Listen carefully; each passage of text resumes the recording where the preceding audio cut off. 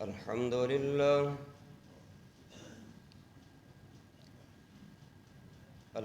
لله نحمده ونستعينه ونستغفره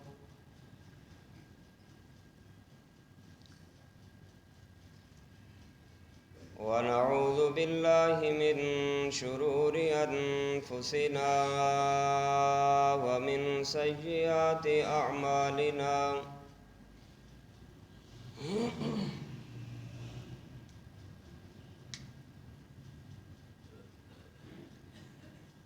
من يهده الله فلا مضل له ومن يضلله فلا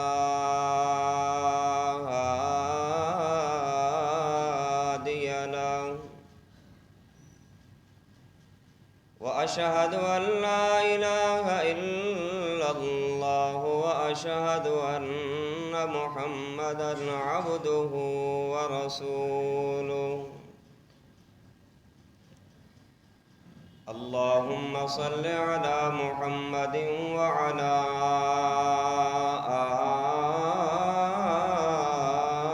آل محمد كما صليت على إبراهيم وعلى آل إبراهيم إنك حميد مجيد اللهم بارك على محمد وعلى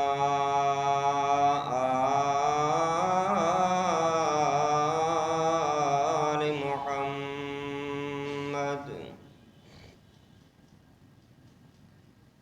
كما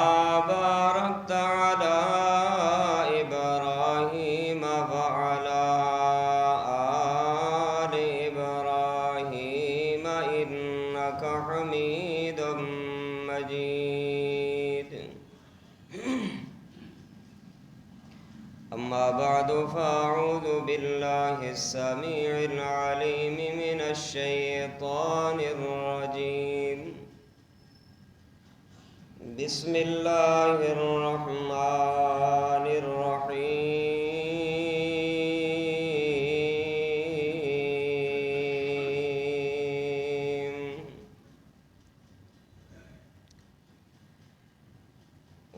وما كان الله ليعذبهم وأنت فيهم وما كان الله معذبهم وهم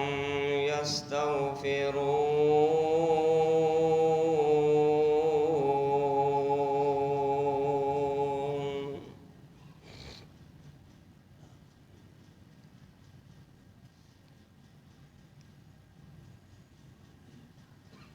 حمد و ثنا کبریائی بڑائی یکتائی تنہائی شہنشاہی اور بادشاہی اللہ وحدہ لا شریک کے لیے بے شمار درود و سلام امام الانبیاء خاتم الانبیاء جناب محمد الرسول اللہ صلی اللہ علیہ وآلہ وسلم کی ذات گرامی کے لیے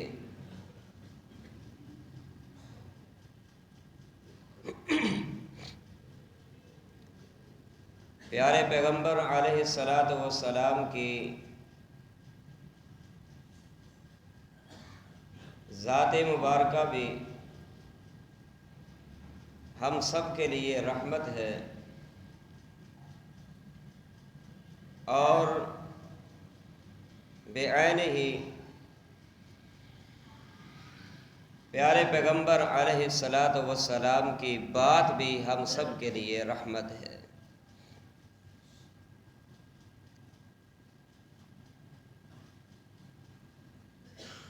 قرآن مجید نے اسی چیز کا ذکر فرمایا ہے وَمَا كَانَ اللَّهُ لِيُعَذِّبَهُمْ وَأَنْتَ فِيهِمْ، کہ اے میرے محبوب جہاں آپ ہوں گے وہاں اللہ کا عذاب نہیں آئے گا۔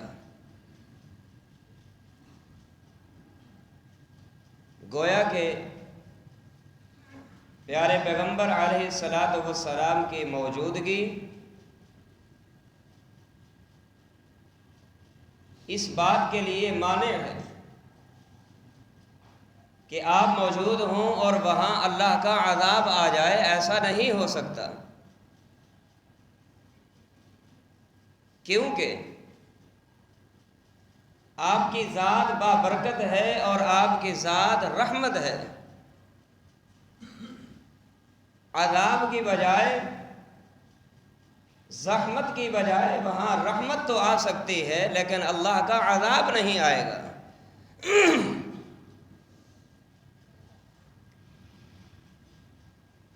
فرمایا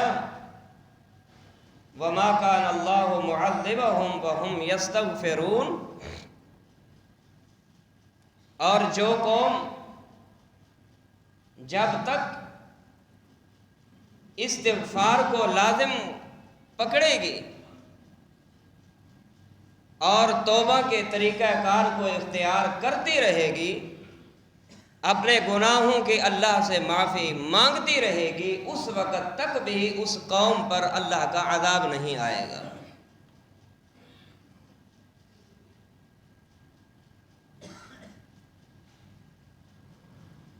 پتہ یہ چلا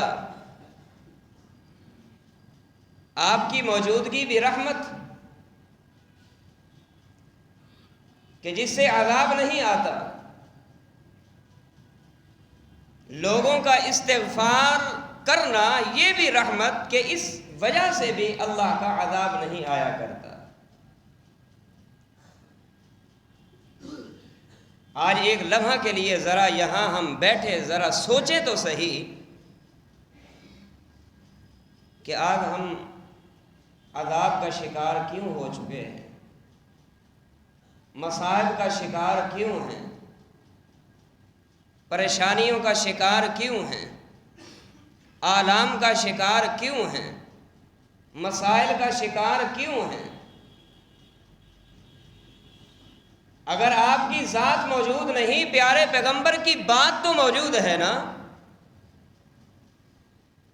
آپ دنیا سے چلے گئے، اپنا بیان اور اپنا فرمان اپنی حدیث کی روشنی میں تو یہاں چھوڑ کے گئے، پھر اللہ کا عذاب کیوں؟ اور پھر دوسری وجہ کہ عذاب نہیں آتا وہ یہ کہ جب تک کوئی قوم استغفار کو اختیار کرتی رہے گی اللہ کا عذاب نہیں آئے گا۔ ہم سوچیں، ہم ایک دن میں کتنی بار استغفار کرتے ہیں؟ ہم ذرا سوچیں تو صحیح، ایک دن میں ہم کتنی دفعہ اللہ سے رجوع کرتے ہیں؟ ہم ذرا سوچیں تو صحیح، 24 گھنٹوں کے اندر ہم اپنا وقت مصروفیت میں کتنا گزارتے ہیں، استغفار میں کتنا گزرتا ہے، اللہ کے ذکر میں کتنا گزرتا ہے، اور دنیاوی باتوں میں کتنا وقت گزرتا ہے۔ میرا خیال یہ ہے کہ اگر ہم یہ ضرب تقسیم کر لیں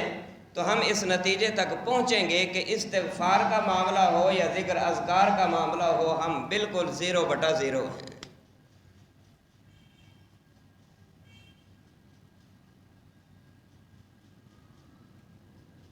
میرے بھائیوں،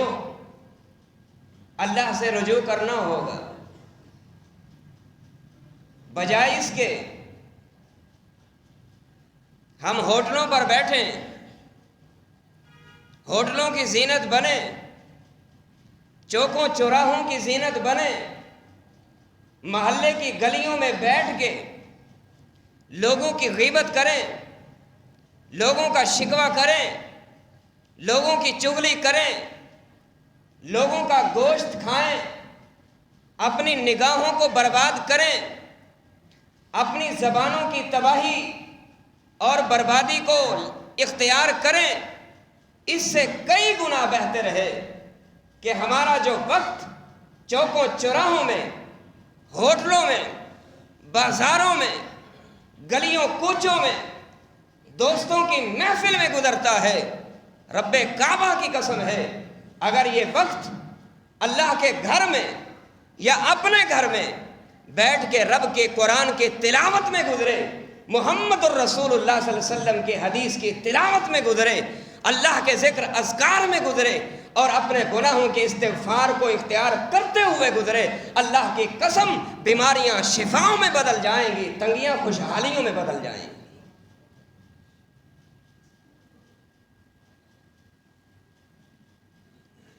ہم یہ کرتے کیوں نہیں؟ بس ہم یہ کہہ رہے کرونا وائرس آئی تھی چلی گئی، اس کی لہر دوبارہ آ چکی ہے، SOPs کو اختیار کیجیے، سینیٹائزر لگائیے، ماسک لگا لیجیے، ہاتھ نہ ملائیے، محفلوں میں نہ جائیے، جلسے جلوس نہ کیجیے، پروگرام نہیں ہوں گے، اجتماعیت نہیں ہوگی، نماز نہیں ہوگی، جمعہ نہیں ہوگا۔ لیکن کبھی ہم نے یہ سوچا ہے شریعت نے بھی تو ہمیں اصول دیے ہیں نا، شریعت کے بھی تو کچھ SOPs ہیں نا، شریعت نے بھی تو ہمیں سینیٹائزر دیے ہیں نا، شریعت نے بھی تو ہمیں کچھ ایسے اصول پر پابند کر دیا ہے کہ اگر انسان ان کو اختیار کرنے والا بن جائے، انسان کی بیماریوں کا بھی خاتمہ ہو سکتا ہے اور انسان کی تنگیوں کا بھی خاتمہ ہو سکتا ہے۔ اور وہ کیا ہے؟ اللہ کے قرآن نے یہی بات ارشاد فرمائی کہ میرے محبوب ان سے کہہ دیجئے اگر وائرس سے بچنا چاہتے ہو، کرونا والی وبا سے بچنا چاہتے ہو، اور بدحالیوں سے بچنا چاہتے ہو، اولاد کی پریشانیوں سے بچنا چاہتے ہو، اپنے معاشرے کی تنگیوں سے بچنا چاہتے ہو، برادری کی تکلیفوں سے بچنا چاہتے ہو، اللہ کے عذاب سے بچنا چاہتے ہو، محمد الرسول اللہ کی حدیث کے مطابق عمل کرنا ہوگا اور اپنے گناہوں سے استغفار کرنا ہوگی۔ جب تم یہ دو کام کرنے لگ جاؤ گے، اللہ تمہاری بدحالیوں کو خوشحالیوں میں بدل دے گا اور انسانوں کی پریشانیوں کا اللہ اپنی رحمت سے خاتمہ فرما دے گا۔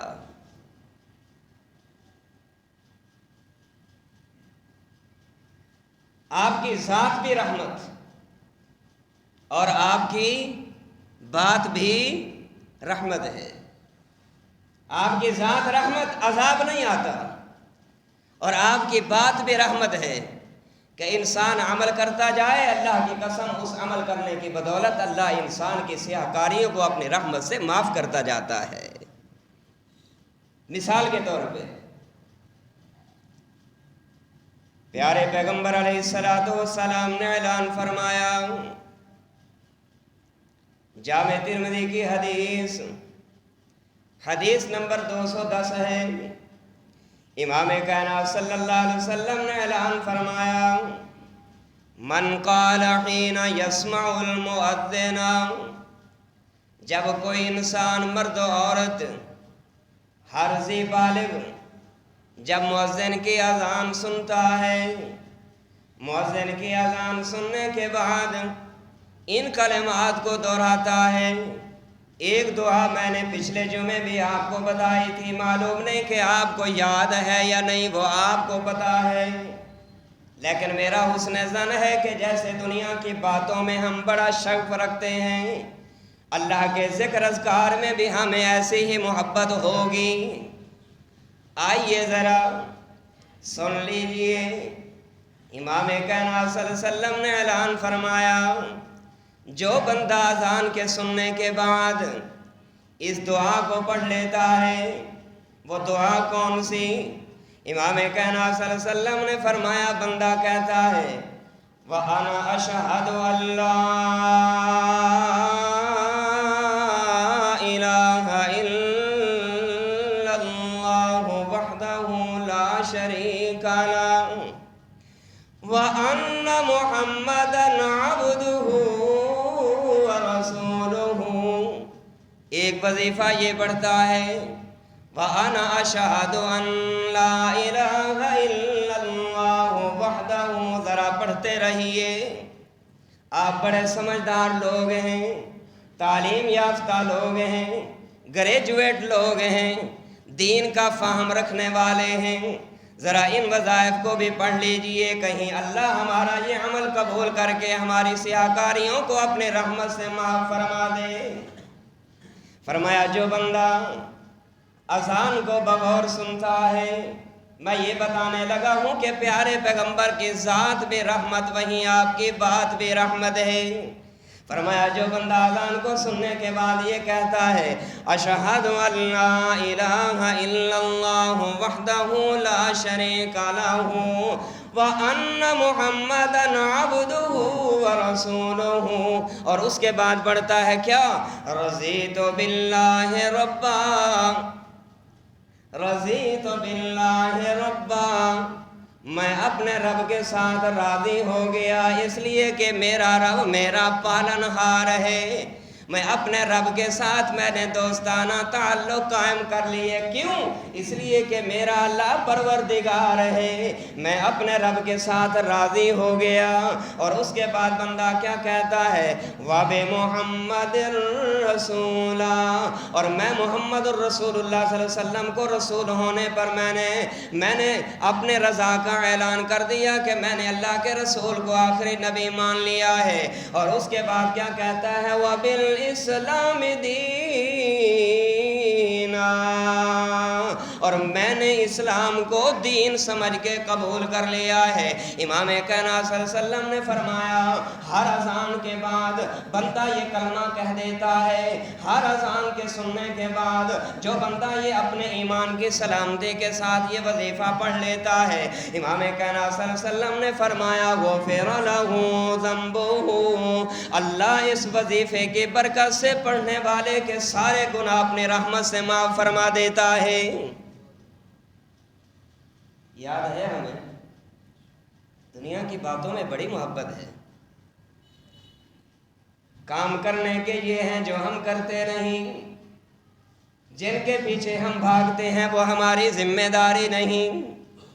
اللہ نے پیدا کیا، پیدا کرنے کے بعد فرمایا بندے بھاگ دوڑ کرنے کی ضرورت نہیں، ہاں حرکت کرے گا برکت ملے گی، یہ ضرور ہے، لیکن یاد رکھ کسی ایک چیز کو حاصل کرنے کے لیے دین کو نہیں چھوڑنا ہوگا۔ دین کو چھوڑ کے دنیا حاصل کرے گا تو دین بھی برباد کر بیٹھے گا، دنیا بھی حاصل نہیں ہوگی۔ ذرا سوچے تو صحیح، ہم کسی سے کہیں حضرت جی ٹائم ہے، نہیں جی ٹائم تو نہیں ہے،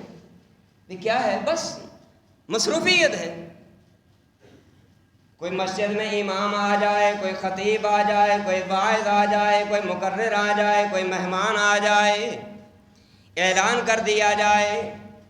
ذرا نمازی حضرات بیٹھ جائیے، گفتگو ہوگی، دین کی باتیں ہوں گی، سن کے جائیے۔ کسی کے بعد اتنی فرصت کے لمحات بھی نہیں کہ آنے والے مہمان کی تکریم کر کے باتوں کو سن لیجئے،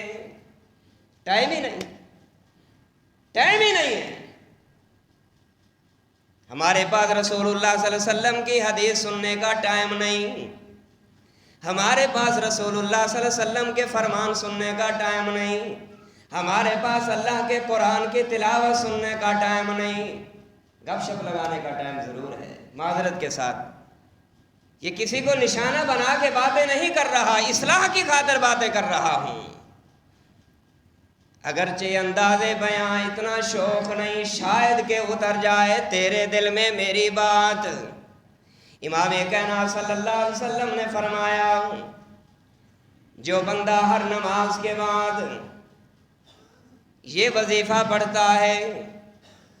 وظیفہ ذرا سن لیجئے، اللہ کی قسم سونے کے پانی سے لکھنے والی بات ہے۔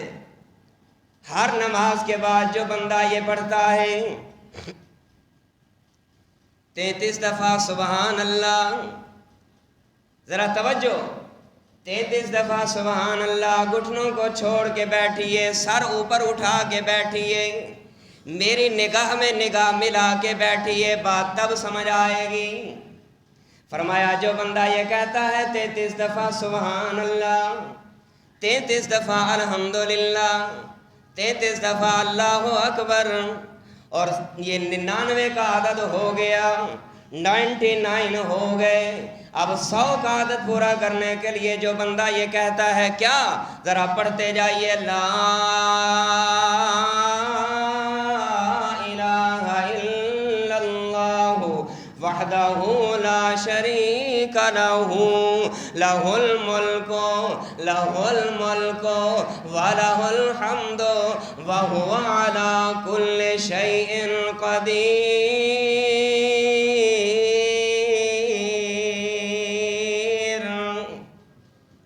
فرمایا جو بندہ یہ کہتا ہے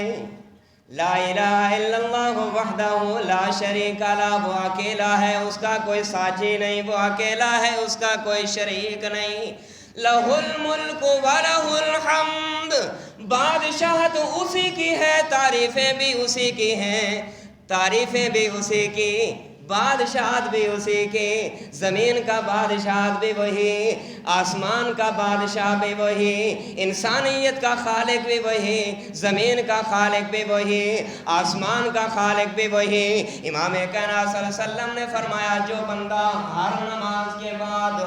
یہ تسبیح کر لیتا ہے، یہ عدد اختیار کر لیتا ہے، سبحان اللہ الحمدللہ اللہ اکبر لا الہ الا اللہ وحدہ لا شریک لہ، بار بار اس لیے کہہ رہا ہوں تاکہ بھولا ہوا سبق ہم سب کو یاد ہو جائے۔ امام کائنات صلی اللہ علیہ وسلم نے فرمایا جو بندہ یہ پڑھ لیتا ہے غفرت خطایاہ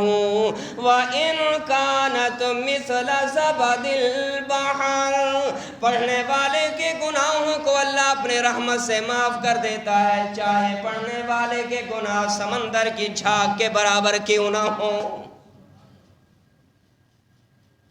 کراچی والوں تم نے تو سمندر کو دیکھا ہوگا،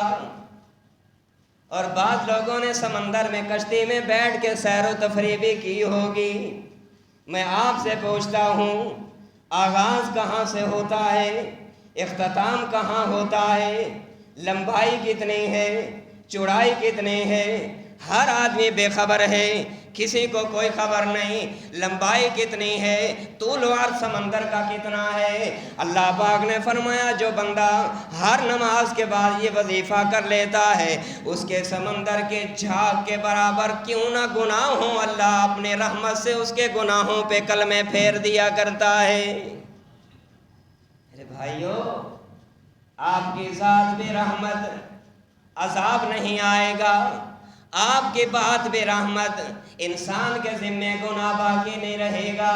ذرا آئیے ہم عمل کرنے والے تو بن جائیے، ہر نماز کے بعد سلام پھیرا، سلام پھیرنے کے بعد ہم دیکھتے ہیں کیا امام صاحب نے ہاتھ اٹھا کے دعا مانگی ہے، ایسے گھٹنے اٹھا کے، ہاں جی ہم دیکھتے ہیں کیا امام صاحب نے دعا مانگی ہے؟ جی دعا نہیں مانگی، دعا کے منکر ہیں یہ، دعا تو مانگتے نہیں ہیں۔ اچھا دعا نہیں مانگی، پھر پیچھے دیکھا کوئی نماز تو نہیں پڑھ رہا، پیچھے جگہ فارغ مل گئی، ہم گئے اٹھے اور گئے، کوئی فکر نہیں، کوئی ہمیں یہ نہیں ہے کہ ہم نے وظائف بھی کرنے تھے یا نہیں کرنے تھے۔ ارے اللہ کے بندو آئے بمشکل ہم نے نماز پڑھی، امام نے سلام پھیرا اور ہم چلے گئے، سبحان اللہ کون کہے گا، الحمدللہ کون پڑھے گا، لا الہ اللہ اکبر کون پڑھے گا، لا الہ الا اللہ کون پڑھے گا۔ اور یاد رکھیے مجھے ایک اور حدیث یاد آئی، صحیح بخاری اور صحیح مسلم کی حدیث ہے، امام کائنات صلی اللہ علیہ وسلم نے فرمایا جو بندہ یہ کہہ دیتا ہے سبحان اللہ الحمدللہ، فرمایا یہ سبحان اللہ الحمدللہ ایک دفعہ پڑھنے سے تملأ المیزان، قیامت کا دن آئے گا اللہ اس پڑھنے والے انسان کے نام اعمال کے اندر اتنا اضافہ کرے گا، اتنا اضافہ کرے گا کہ سبحان اللہ اور الحمدللہ کی تسبیح کو ترازو کے ایک پلڑے میں رکھ دیا جائے، ساتوں زمینیں اور ساتوں آسمان دوسرے پلڑے میں رکھ دی جائیں، رب کعبہ کی قسم ان کا وزن بڑھ جائے گا اور ان کا وزن کم ہو جائے گا۔ فرمایا جو بندہ یہ کہہ دیتا ہے سبحان اللہ الحمدللہ تملأ المیزان، ترازو کو بھر دیتے ہیں یہ عمل، ترازو کو بھر دیتے ہیں یہ اذکار، ترازو کو بھر دیتی ہیں یہ تسبیحات، ترازو کو بھر دیتی ہیں یہ تحمیدات، ترازو کو بھر دیتی ہیں یہ تکبیرات۔ اور فرمایا جو بندہ یہ کہہ لیتا ہے سبحان اللہ وبحمدہ سبحان اللہ العظیم، سبحان اللہ وبحمدہ سبحان اللہ العظیم، فرمایا یہ ایسے دو کلمے ہیں جو اللہ کو بڑے پیارے ہیں، زبان پہ بڑے آسان ہیں، ترازو میں بڑے وزنی ہیں، اگر تم ان کو پڑھو گے بہت وزنی کلمات ہیں، اللہ کو بڑے پیارے ہیں، اور لوگوں جو رب کو چیز پیاری ہے اس کا اجر بھی اللہ اتنا ہی عظیم دیا کرتا ہے۔ ذرا ہم پڑھیں تو صحیح میرے بھائیوں۔ اور فرمایا جو بندہ سلام پھرنے کے بعد اپنی جائے نماز پہ بیٹھا رہتا ہے جتنی دیر تک بیٹھا رہے گا اللہ کی رحمتیں برستی رہیں گی اور فرشتے آسمان پہ بیٹھ کے اس بیٹھنے والے انسان کے حق میں مغفرت کی دعائیں کرتے رہیں گے۔ ہم کیوں جاتے ہیں؟ فرمایا اگر دیکھا جائے کہ زمین کا بدترین ٹکڑا کون سا ہے اور اگر یہ دیکھا جائے زمین کا بہترین ٹکڑا کون سا ہے، رسول اللہ صلی اللہ علیہ وسلم نے فرمایا اگر یہ تقابل کرنا چاہتے ہو تو آئیے، فرمایا اگر بدترین ٹکڑا دیکھنا چاہتے ہو وہ بازار ہیں، بازار کے چوک چوراہے ہیں، اور اگر اچھا ٹکڑا دیکھنا چاہتے ہو وہ اللہ کے گھر مساجد ہیں۔ مساجد میں بیٹھو گے رب کے رحمتیں ملیں گی، بازار میں بیٹھو گے کسی کا گلہ، کسی کا شکوہ، کسی کی چغلی، کسی کی غیبت، کسی کی برائی، کسی کی یہ اور کسی کی وہ، اور اگر کچھ بھی نہ ہو تو کم از کم اتنا تو ہوتا ہے کہ مردوں کے مقابلے عورتوں کا گزر زیادہ ہوتا ہے، اور ہماری نگاہیں جو ہیں نامحرم عورتوں کی طرف جب پڑیں گی تو یاد رکھیے اگر انسان جو ہے جان بوجھ کے غیر محرم عورت کی طرف اگر نگاہ اٹھا کے دیکھتا ہے، رسول اللہ صلی اللہ علیہ وسلم نے فرمایا قیامت کا دن ہوگا اللہ لوہے کی سلاخیں جہنم سے نکال کے دیکھنے والے کی آنکھوں پہ اس طرح پھیرے گا جس طرح کے سرمے کی سلائی آنکھوں میں لگائی جاتی ہے۔ یہ کوئی معمولی چیز ہے؟ ہم نے ان کو معمولی سمجھ رکھا ہے۔ میرے بھائیوں، رسول اللہ صلی اللہ علیہ وسلم کی ذات بھی رحمت ہے، آپ کی بات بھی رحمت ہے، اور اس کے بعد رسول اللہ صلی اللہ علیہ وسلم نے یہ فرمایا ہے جو بندہ یہ عمل کر لیتا ہے، ان اذکار کی پابندی کر لیتا ہے، اللہ اپنے رحمت سے ان کے گناہوں کو بھی معاف کرتا ہے، نیکیوں میں اضافہ کر دیتا ہے۔ اللہ ہم سب کو سمجھنے کی اور عمل کی توفیق عطا فرمائے۔